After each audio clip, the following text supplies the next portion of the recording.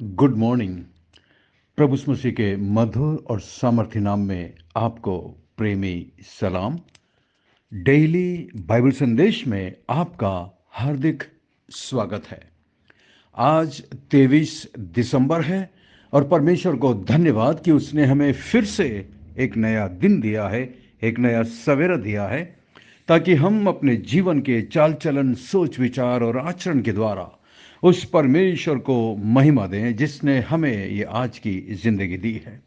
और वैसे भी हमारी जिंदगी उसकी दी हुई है।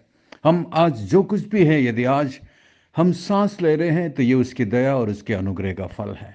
इसलिए हमारा परम कर्तव्य है, फर्ज बनता है कि हमारा जीवन केवल उसके नाम की महिमा के लिए हो सके। आज की तारीख के अनुसार आज हमें मत्ती रचित सुसमाचार 2 अध्याय पढ़ेंगे, क्योंकि क्रिसमस का महीना है और क्रिसमस का माहौल है। इसलिए पिछले कई दिनों से हम क्रिसमस की बातों पर, क्रिसमस के संदेश पर ध्यान दे रहे हैं। आज हम अपने क्रिसमस के संदेश के लिए मत्ती रचित सुसमाचार 2 अध्याय पढ़ेंगे। 2 अध्याय उसकी 1 से लेकर 12 तक में बहुत अद्भुत बातें लिखी गई हैं। और इस 12 आयतों में एक मुख्य चीज है जिसके बारे में आज मैं आपको बताना चाहूंगा, और वो है क्रिसमस का वो तारा, the star of the Christmas.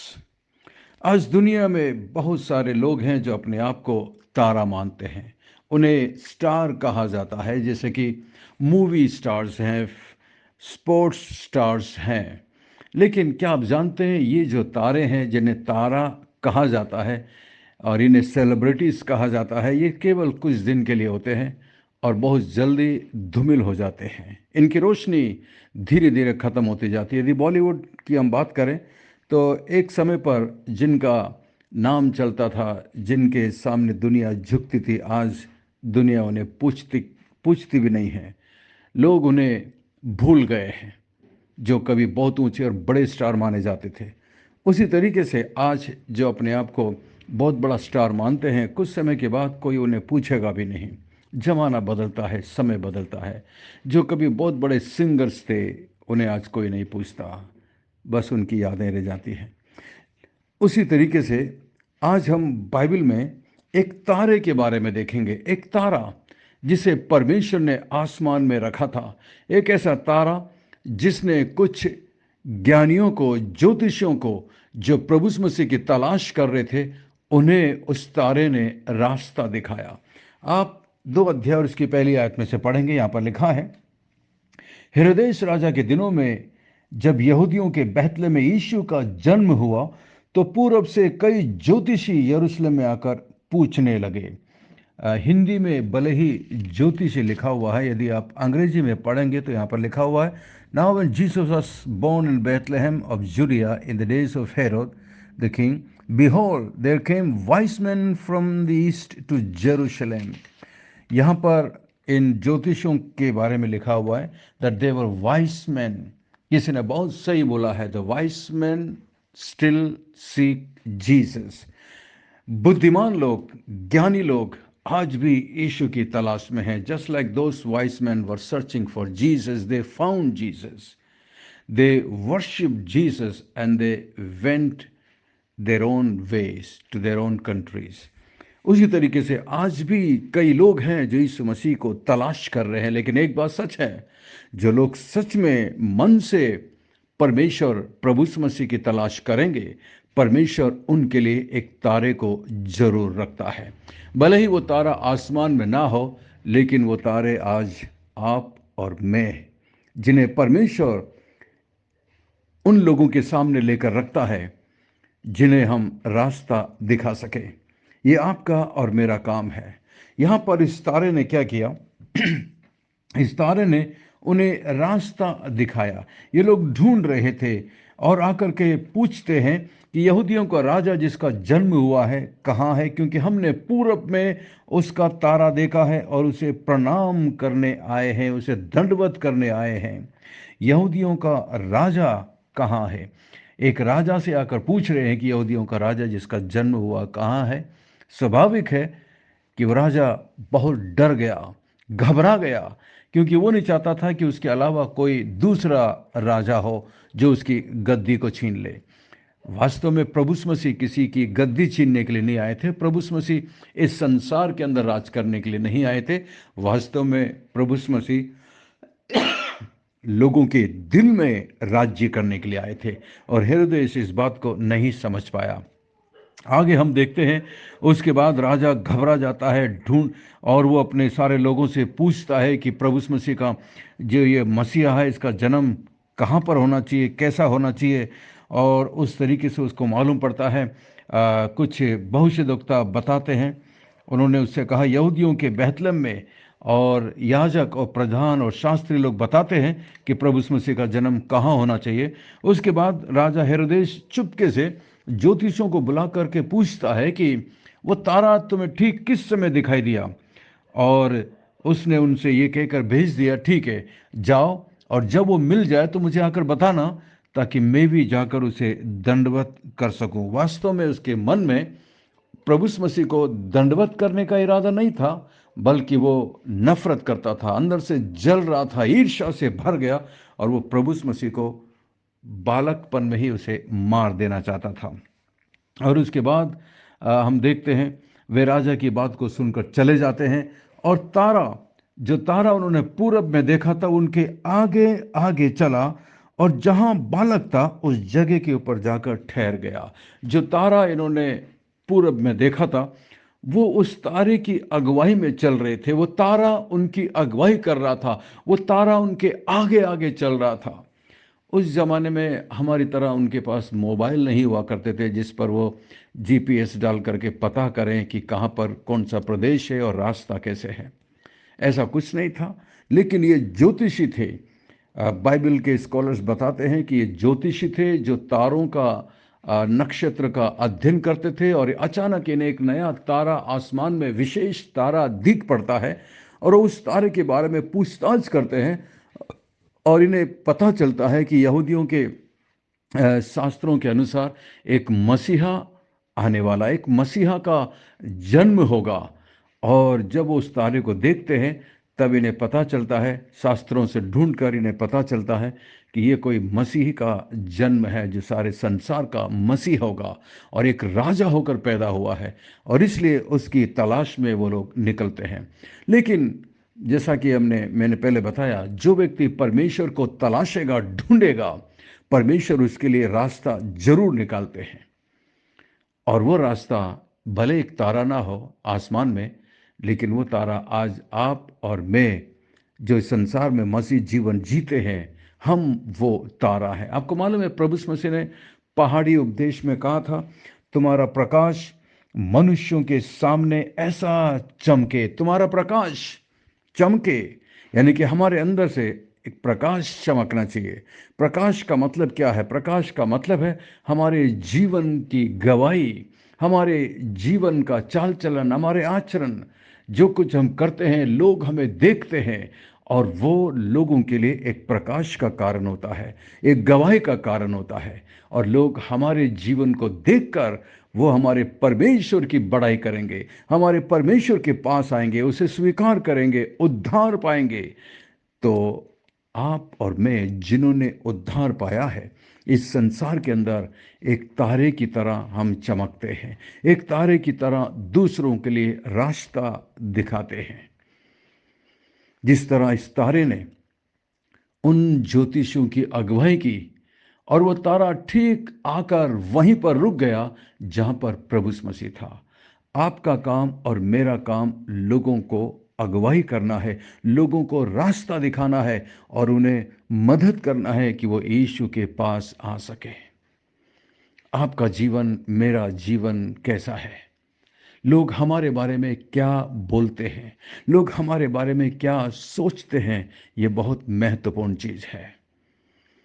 बड़े दुख की बात है, कभी कभी मैं सुनता हूँ, सुनने को मिलता है, कई लोग जो अपने आप को मसीह बोलते हैं, उनकी वजह से मसीहत बदनाम होती है।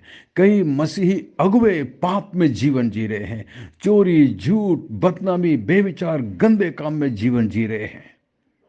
कितनी शर्म की बात है। उनकी वजह से लोग ठोकर खाते हैं, मसीह से दूर चले जाते हैं मसीह के पास आने की बजाय। लेकिन आपको और मुझे, हमें ऐसा चमकना है, ऐसा जीवन जीना है कि लोग हमारे जीवन को देखकर प्रभु यीशु मसीह के पास आ सके। हमारा जीवन एक प्रकाश होना चाहिए, हमारा जीवन एक सच्ची गवाही होना चाहिए। इसीलिए प्रभु यीशु मसीह ने कहा मत्ती 5 और उसकी 16 में कि तुम्हारा प्रकाश मनुष्यों के सामने ऐसा चमके कि लोग तुम्हारे भले कामों को देखकर तुम्हारे पिता की जो स्वर्ग में है उसकी बड़ाई कर सके। जहां कहीं पर भी परमेश्वर ने आपको रखा है, शायद आप एक टीचर हैं, शायद आप एक मैनेजर हैं, शायद आप एक वर्कर हैं, एम्प्लॉय हैं, बिजनेसमैन है, जो कुछ आप करते हैं, जहां पर भी प्रभु ने आपको रखा है, आप जानते हैं आपके चारों तरफ अंधकार है। लोग पाप के अंधकार में भटक रहे हैं, नाश हो रहे हैं, नरक की तरफ जा रहे हैं। लेकिन परमेश्वर ने जहां पर भी आपको रखा है वो इसलिए रखा है ताकि आप वहां पर लोगों के लिए रोशनी का कारण बन सके, लोगों को रास्ता दिख सके कि वो यीशु के पास आ जाएं और उद्धार पा सके। आप किसी को जबरदस्त नहीं कर सकते। जिस तरह रोशनी या दीपक या प्रकाश आवाज नहीं करता, उसे जहां पर रखा जाता है वो शांत होकर वहां पर चमकता है। लोग देख सकते हैं उसके प्रकाश को और उसके प्रकाश का फायदा उठाते हैं। उसी तरीके से आप और मैं, जहां पर भी प्रभु ने हमें रखा है, हम किसी को फोर्स नहीं कर सकते, हाँ, लेकिन जहां पर भी प्रभु ने आपको और मुझे रखा है वहां पर हम प्रभु के लिए चमक सकते हैं।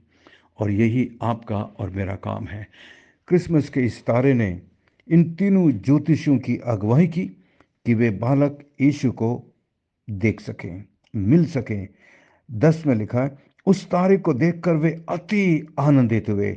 उन्होंने उस घर में पहुंचकर उस बालक को उसकी माता मरियम के साथ देखा और मुंह के बल गिरकर बालक को दंडवत किया। 2 बार यहां पर लिखा है, उन्होंने बालक को देखा, बालक के सामने गिरकर दंडवत किया। इन्होंने जान लिया कि ये कौन है। ये ज्योतिषी इसीलिए माने गए हैं कि इन्हें समझ में आ गया कि ये बालक कोई साधारण बालक नहीं, बल्कि पूरी दुनिया का राजा है, बादशाह है, परमेश्वर है, प्रभु है। और गिरकर उसे दंडवत किया और अपना अपना थैला खोलकर उसको सोना, लोबान और गंधरस की भेंट चढ़ाई। कितनी अद्भुत बात है। ये खाली हाथ नहीं आए उस राजा से मिलने के लिए, लेकिन उसको दंडवत किया। The wise men gave these expensive gifts because they were worthy presents for a future king. Bible students have seen in the gifts symbols of Christ's identity and what he would accomplish. Gold was a gift for a king, frankincense a gift for deity, myrrh a spice for a man who was going to die. These gifts may have provided the financial resources for the trip to Egypt and back. इनकी जो उपहार है, जो इस बालक को दिया गया, उस उपहार के अंदर बाइबल के विद्यार्थी एक अर्थ खोजते हैं और मानते हैं कि सोना इस बात को प्रकट करता है कि यह बालक राजा है। राजा को दिया जाने वाला सबसे उपयुक्त उपहार सोना होता है। दूसरी चीज जो इन्होंने उस बालक को दिया वो है लोबान। लोबान किस चीज को दिखाता है? लोबान एक एक ईश्वर को देने वाला, ईश्वर को चढ़ाए जाने वाला एक बहुत ही बहुमूल्य चीज होती है लोबान। और गंधरस, गंधरस एक व्यक्ति को उसकी मृत्यु पर उसके शरीर में लेपने के लिए सबसे सुगंधित और सबसे महंगी चीज होती है। ये तीनों चीज प्रभु यीशु मसीह की उसकी पदवी को और उसके मृत्यु को और उसके काम को दर्शाती है, उसकी ईश्वरीयता को दर्शाती है। कितनी अद्भुत बात है। इन ज्ञानियों ने प्रभु यीशु मसीह की तलाश की, प्रभु यीशु मसीह को प्राप्त किया और फिर आगे लिखा है तब स्वप्न में ये चेतावनी पाकर कि हेरोदेस के पास फिर से ना जाना, वे दूसरे मार्ग से अपने देश को चले गए। प्रभु यीशु मसीह से मिलने के बाद हमारा मार्ग, हमारा रास्ता बदल जाता है। हम जिस मार्ग से यीशु के पास आते हैं, जिस हाल में आते हैं, हम उसी रास्ते पर फिर नहीं चलते, बल्कि पवित्र आत्मा की अगुवाई में हम एक नए रास्ते से होकर गुजरते हैं और उस रास्ते से गुजरकर हम अपने उस सिय्योन देश को पहुंचते हैं जिसे परमेश्वर ने हमारे लिए तैयार किया। ये ज्योतिषी, ये ज्ञानी जिस रास्ते से आए, उस रास्ते से ना जाकर स्वप्न में इन्हें चेतावनी मिली कि वे दूसरे मार्ग से अपने देश को चले जाएं। सोचिए जरा, जब ये अपने देश से चले थे तो एक तारा इनकी अगुवाई कर रहा था, लेकिन अब जब ये वापस जाते हैं तो दूसरे रास्ते से जाते हैं, जिस रास्ते से आए थे उस रास्ते से नहीं। तो कितना कठिन हो सकता है, जरा सोचिए। दोबारा दूसरे रास्ते से होकर के अपने देश पहुंचना, इसको कहते हैं उद्धार प्राप्त करना। यहां पर जरूर पवित्र आत्मा की अगुवाई रही होगी और यहां पर एक आत्मिक मतलब निकलता है कि अपने देश को पहुंचे। आप और मैं भी यीशु मसीह से मिलने के बाद एक दूसरे रास्ते से होकर हम उस सिय्योन देश को, स्वर्ग देश को यात्रा कर रहे हैं और एक दिन हम वहां पहुंचेंगे। ये तभी संभव है यदि आपने प्रभु मसीह को प्राप्त किया है, अपना जीवन उसे सौंपा है। आज प्रभु मसीह आपसे आपका सोना, गंधरस और लोबान नहीं मांगते, बल्कि आज वो आपसे आपका दिल मांगते हैं। अपना दिल उसे दीजिए और इस क्रिसमस पर अपना बेस्ट गिफ्ट प्रभु को दीजिए। आइए हम प्रार्थना करें। स्वर्ग में विराजमान जीवित और जिंदा परमेश्वर, अनुग्रहकारी दयालु पिता, धन्यवाद, धन्यवाद आपके पवित्र वचन के लिए। महान परमेश्वर, धन्यवाद अपनी पवित्र आत्मा के द्वारा हमारे दिलों से बात करने के लिए। महान परमेश्वर, आज हमने सीखा कि आपने हमें संसार में एक तारे के समान चमकने के लिए रखा है, लेकिन हमें क्षमा करना प्रभु जी, कई बार हमारी रोशनी धुंधली हो गई थी और इसका कारण था हमारे जीवन में अनाज्ञाकारी पाप, बुराई, जिसकी वजह से कई बार हमारी रोशनी धुंधली पड़ गई, हमारी गवाही खराब हुई। हमें क्षमा कर, हमें माफ कर प्रभु। इस वक्त मेरे साथ मेरे जितने भी भाई बहन प्रार्थना में आपके सामने झुके हुए हैं प्रभु, आप उनकी प्रार्थना को सुनकर जवाब दीजिए, क्योंकि मैं नहीं जानता किसकी क्या आवश्यकता है, लेकिन आप सब कुछ जानते हैं, समझते हैं। मैं विशेषकर प्रार्थना करता हूँ शीलू के लिए और शीलू के उस बच्चे के लिए जिसे आपने एक उपहार के रूप में उन्हें दिया है। प्रभु, आपका हाथ, आपकी दया, आपका अनुग्रह उस बच्चे के साथ रहे। प्रभु, मैं प्रार्थना करता हूँ मेरे इस ग्रुप में प्रभु जी, सिस्टर रोजलिन के लिए आप उन पर अनुग्रह और दया करना प्रभु जी। मैं प्रार्थना करता हूँ भाई रघुनाथ के लिए, उन पर दया और अनुग्रह करना प्रभु जी। मैं प्रार्थना करता हूँ हमारे बाबा के लिए प्रभु जी, जो इस उम्र में भी आपसे प्यार करते हैं, आपके लिए जीवन जीते हैं, अनुग्रह और दया करना प्रभु। मैं प्रार्थना करता हूँ सिस्टर सुनीता की दीदी के लिए प्रभु जी, जिस हालात में वो है प्रभु, आप सब कुछ जानते हैं प्रभु जी। जो मेडिकेशंस चल रही हैं प्रभु जी, आप उन पर अनुग्रह और दया करना। मैं प्रार्थना करता हूँ सिस्टर एंडिरा के लिए प्रभु जी और उनके बेटे के लिए, उनके परिवार के लिए मैं प्रार्थना करता हूँ। सब पर तेरा अनुग्रह और तेरी दया बनी रहे प्रभु जी। मैं प्रार्थना करता हूँ मान परमेश्वर सिस्टर चंद्रा मुखी के लिए प्रभु जी और उनकी छोटी बेटी के लिए प्रभु, जिनका इलाज चल रहा है प्रभु जी। महान परमेश्वर, अपनी दया, अपना करुणा, अपना दया उन पर बनाए रखना प्रभु जी, उन्हें स्वस्थ करना प्रभु जी और पूरी तौर से अच्छा करना मान परमेश्वर। और विशेषकर प्रभु मदद करना ताकि वो आपके करीब आ सके और आपको अपना मुक्तिदाता, उद्धारकर्ता करके स्वीकार कर सके। धन्यवाद प्रभु। मैं प्रार्थना करता हूँ मान परमेश्वर सिस्टर दमयंती के लिए प्रभु जी, आप उन पर अनुग्रह दया करना। सिस्टर बीना के लिए भी प्रार्थना करता हूँ प्रभु जी, अपने दया का हाथ को उनके ऊपर रखना प्रभु जी, उन्हें स्वस्थ और चंगाई करना मान परमेश्वर। धन्यवाद। मैं प्रार्थना करता हूँ मान परमेश्वर आंटी प्रेमला के लिए प्रभु जी। मैं प्रार्थना करता हूँ मान परमेश्वर आंटी गीता के लिए प्रभु। प्रार्थना करता हूँ मान परमेश्वर आंटी आशा के लिए। इन पर अपनी दया, अपनी करुणा बनाए रखना प्रभु जी। प्रार्थना करते हैं सिस्टर रेचल के लिए प्रभु, उन पर भी तेरा अनुग्रह बनाए रखना। सिस्टर मैगी और उनके परिवार के लिए प्रार्थना करता हूँ प्रभु जी, उन पर तेरी दया, तेरी कृपा बनी रहे। महान परमेश्वर, मैं प्रार्थना करता हूँ सिस्टर रियोना के लिए प्रभु जी, रेनल के लिए और भाई ट्रेवर के लिए प्रभु जी, और अमित के लिए मैं प्रार्थना करता हूँ प्रभु जी। इन सब पर आपकी दया, आपका अनुग्रह, आपकी कृपा बनी रहे, और इनमें से प्रत्येक पर तेरी दया, तेरी आशीष बनी रहे प्रभु जी, जो हमारी इस सेवकाई के लिए प्रार्थना करते हैं और प्रभु जी आर्थिक सपोर्ट देते हैं। मान परमेश्वर, उन्हें प्रभु आप इसका प्रतिफल जरूर देना। धन्यवाद, धन्यवाद प्रभु, धन्यवाद। हमारी विनती प्रार्थना को सुनकर जवाब देने के लिए धन्यवाद। सब कुछ यीशु मसीह के मीठे महापवित्र नाम से मांगते हैं, आमीन। आशा करते हैं आज के संदेश के द्वारा परमेश्वर ने आपके दिलों से बातचीत की है। यदि आप आशीषित हुए हैं तो हमें ज़रूर लिखकर बताइएगा, और इस संदेश को अपने दूसरे क्रिश्चियन फ्रेंड्स और मसीह दोस्तों को, अपने भाई बहनों को ज़रूर भेजिएगा, ताकि वो भी इसके द्वारा आशीषित हो सकें। और यदि ये संदेश आप पहली बार सुन रहे हैं तो आप हमारे बाइबल संदेश ग्रुप में शामिल हो सकते हैं। हमारा नंबर है 9927464924।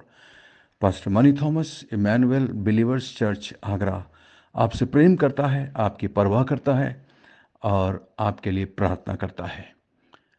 हमारे लिए भी प्रार्थना करिएगा। अंत में सवाल है, आज के वचन को सुनकर 2 अध्याय और उसकी 3री आयत को पढ़कर जवाब दीजिए कि राजा हेरोदेस और उसके साथ सारा यरूशलेम क्यों घबरा गया था।